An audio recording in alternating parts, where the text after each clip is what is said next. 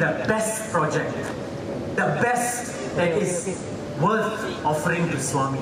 Now what is this best? B stands for every project should be beneficial. E stands for every project should be efficient. S, the project must be sustainable, not just one-off and everything fizzles off and dies. The project must be sustainable. And finally, the project must be timely. And this was shared years ago when I was young. I think I remember when I was 17 years old. A very close uncle of ours shared this formula with us, Uncle Jaga, and it's embedded in my head. So every project that we undertake, it must be best and worthy to be offered to Swami. It should be beneficial, should be efficient, it should be sustainable, and then it should be timely. So in that respect, we have six best practices that we'd like to share this very evening.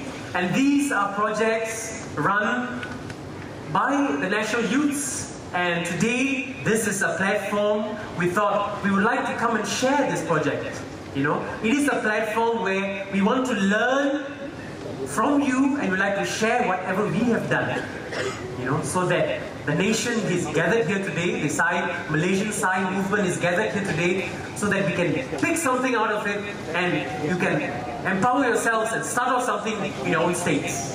Yeah? So without further ado, I'd like to call upon our first speaker, who is a very dynamic youth, and he's been involved with the National Community Adoption Program. This is a very, very strong program that is run under the National Seva Wing of the Satisai Organization of Malaysia, and he is going to actually share one of a very, very important program that was done under the CAP portfolio. So without further ado, I'd like to call upon Brother Sunil to share his first best practice. Sunil.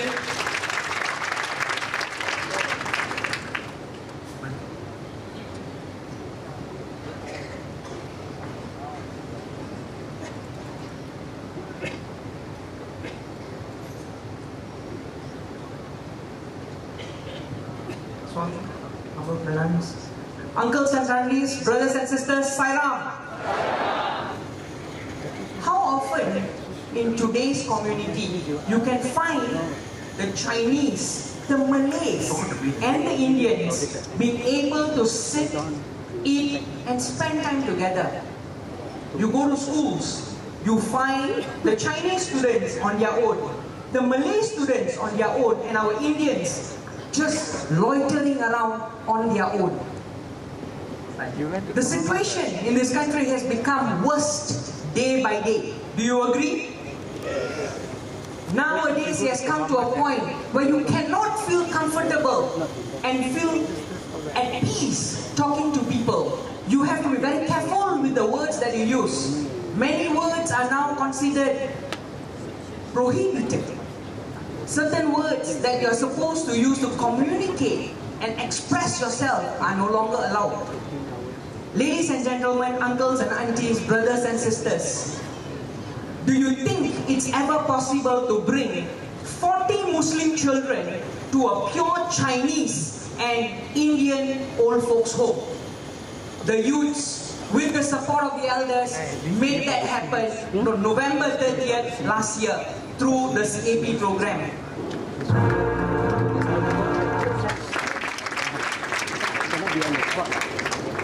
36 Muslim children, 4 Indian children from the Sri Sarawak community were brought to the Selangor Family Aid Association, which is located in Uluyang, Batu Caves.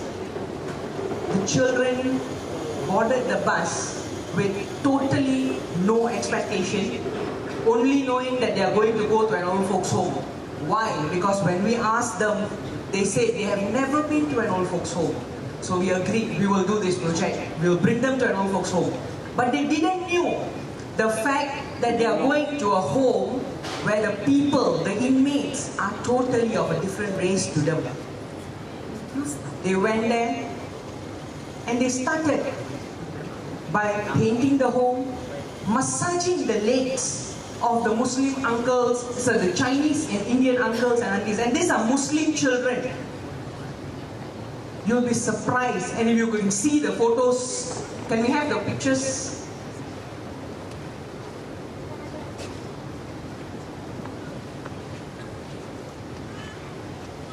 Started the preparing, we put them into groups to start off the cleaning project. As they started cleaning and painting, there was a group of youths who were given an opportunity to start caring by massaging the legs, cleaning the people, the inmates who were there. Totally unseen, never done before. It is very normal for Chinese youths to go to a Chinese old folks home and serve and help.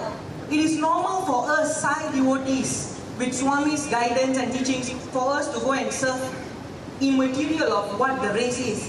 But total Muslim children going to a Chinese and Indian old folks home was just a different experience for all of them.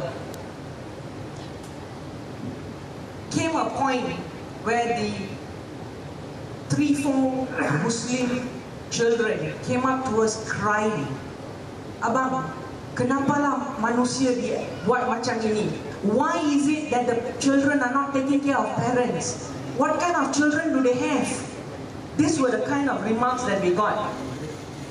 We had a sharing session where one Muslim lady from Kelantan was dropped off middle of the night by the one and only son. Dumped the mother at Janda Baik. And for those of you who travel on Karak Highway, Janda Baik is pitch dark. Absolutely no light at all. That's where the one and only Muslim lady of that home was dumped. If you can see in the pictures, the youths, the children, were feeding them like how our own mother will feed us. Just like how a father will take care of a child, that's how the children were taking care of the old people in that home. There was one very interesting incident I must share with you. This Chinese guy who just started crying. And we got worried. Why is he crying? What happened? What did you do wrong? And of all we knew, the 2 Muslim girls who were actually feeding him lunch were the cause behind the tears in his eyes. That particular moment shook all of us who were there. We asked the home caretaker, "Please, can you slowly talk to this man and ask him why is he crying?" After 20 minutes of persuasion, the truth came out. I remembered my mother.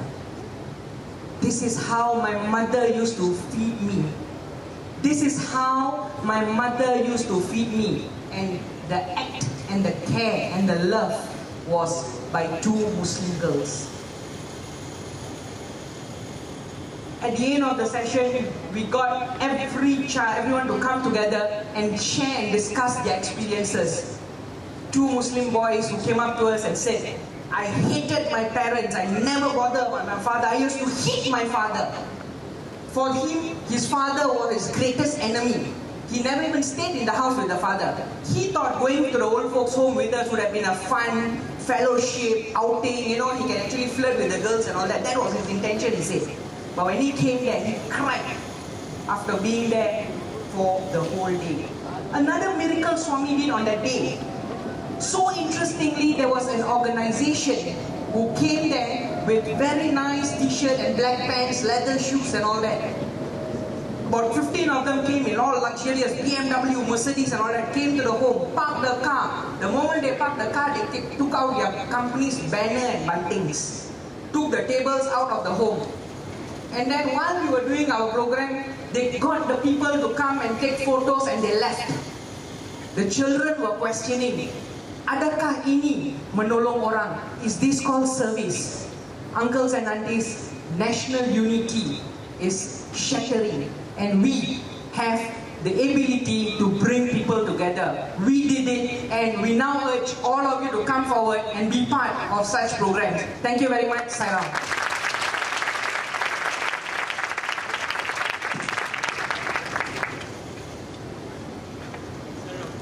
The next in line is a very powerful